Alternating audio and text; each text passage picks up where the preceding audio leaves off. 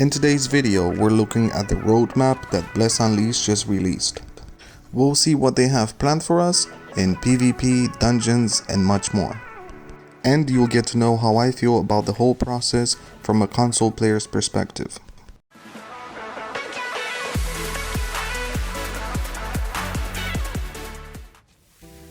So a few days ago, Round 8 Studio released their update roadmap. This is a post that they made on Steam, and there's also a video on YouTube. I'll leave the link in the description so you guys can go check it out yourselves. So let's start from the beginning. I'm a console player, I've never played on PC. I do know that they only released the PC version 2 months ago. However, on console, I think it started on Xbox, but it's been on for nearly 2 years. Myself, I've only been playing for about 6 months or so.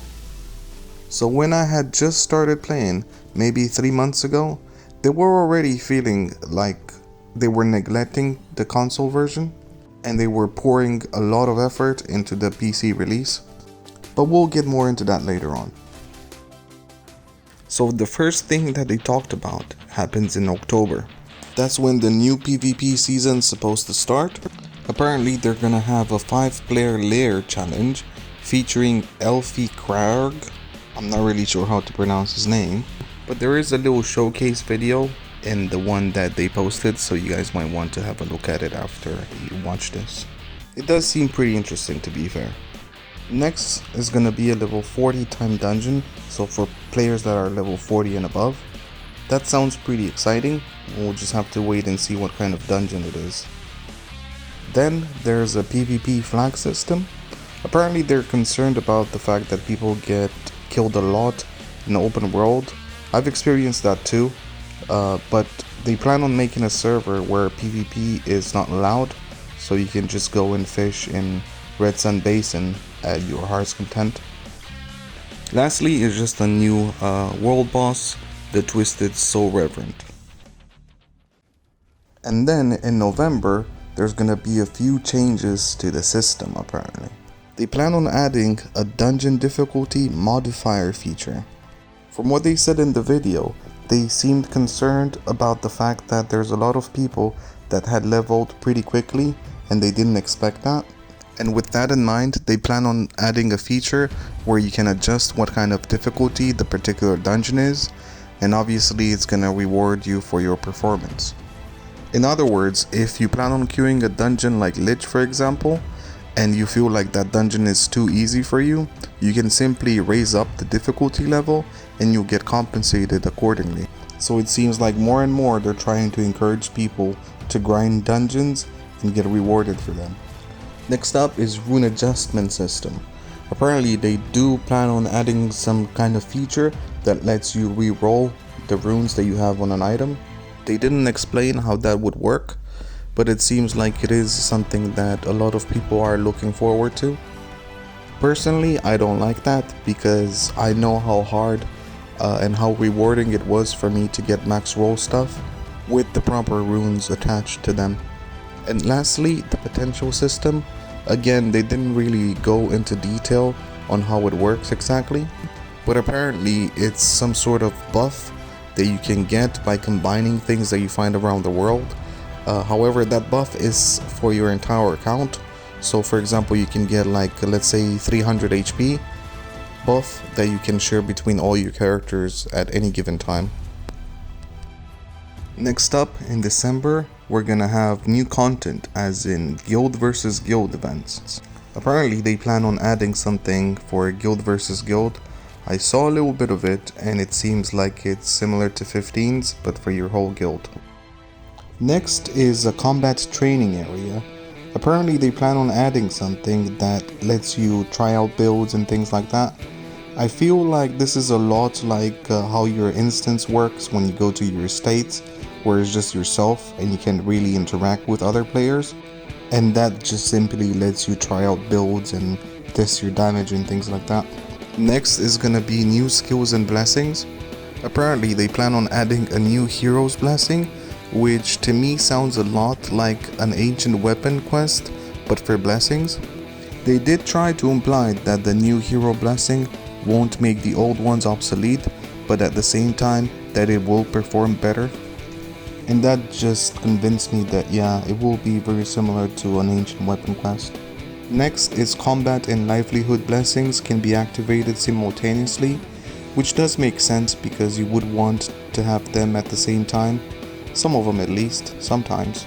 And lastly, they'll add wing costume slots. Apparently this is something that they'll add just so you can look cooler, I imagine, but they will also give you small buffs like movement speed and things like that. Next up, in January and February of 2022, they plan on adding a bit more storyline quests and a new equipment and skill preset system.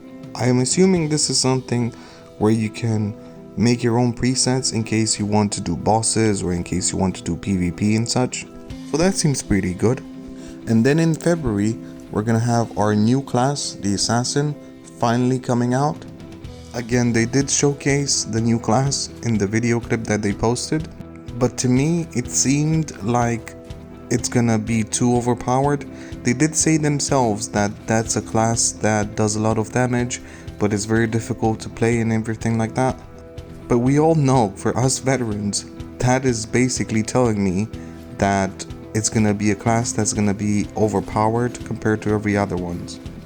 Because I'm assuming even by February or whenever they launch the Assassin, the meta is still gonna be the same. Simply do as much damage as you can, go through dungeons as quickly as you can, and be done with it. And for that, a class like the Assassin, from what they showed, is simply just too overpowered. Next, they're gonna add a new story in the main story questline for Ostium, which is about time to be fair. I'm excited to see it though. And lastly, a new monster, the Twisted Bone Dragon Field Boss, and I'm hoping he's gonna be much stronger than the current Bone Dragon. And then lastly, in the first half of 2022, they plan on adding a new profession system, an expansion on the guild versus guild, new content in guild estates, that seems pretty interesting, a new battlefield, but I'm not sure if that's for guild versus guild or just like a normal queue like 15's is, but bigger. A new instance field, bosses only. I imagine this is something where you only have the bosses around the map and you can just go for a boss run there. And then lastly, a new storyline for Eidolon Forest.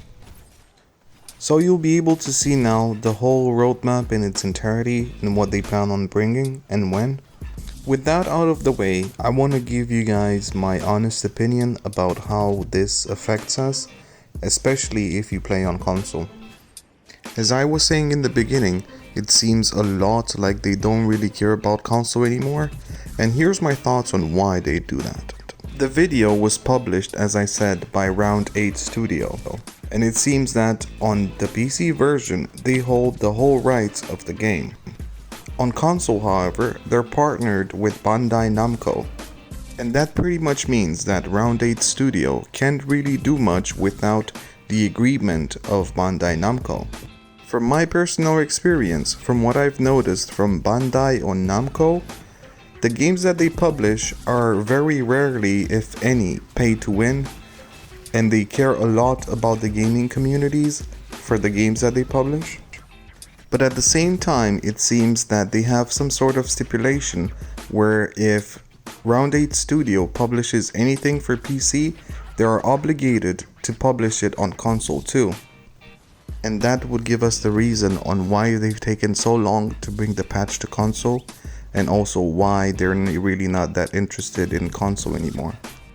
To me, it seems like they're trying to push off from Bandai Namco and do their own thing on PC. Because if you look at their YouTube channel, for example, you can see that they're very focused on PC and not really on console. Even videos that are published a year ago, they kept saying, oh, PC version is gonna come on, we're gonna play on Steam and things like that, but nothing that actually mentions console. And that, in my opinion, only has 3 kinds of endings.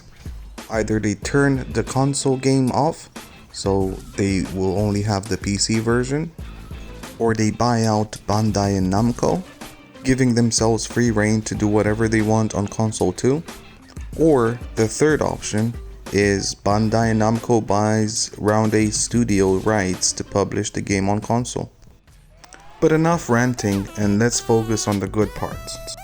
I for one wouldn't really mind if by playing on console you would have to wait 2 months for the next things after they've had them on PC, because that gives us plenty of time to prepare and adapt for whatever's coming next, and that can be pretty interesting too.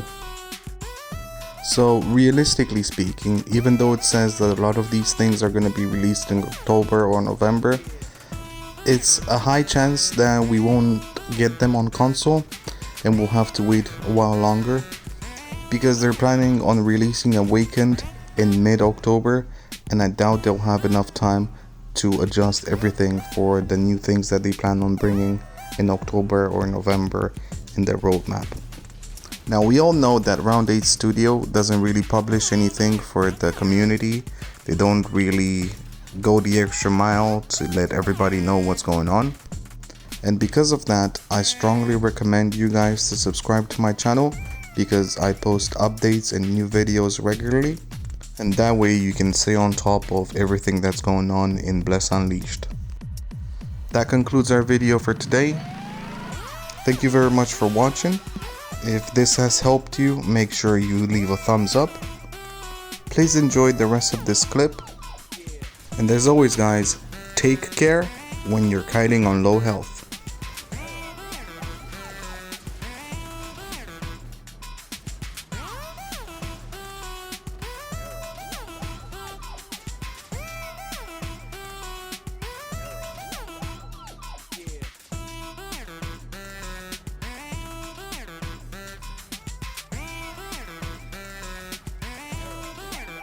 That was a reference from when I just run away from people in PvP.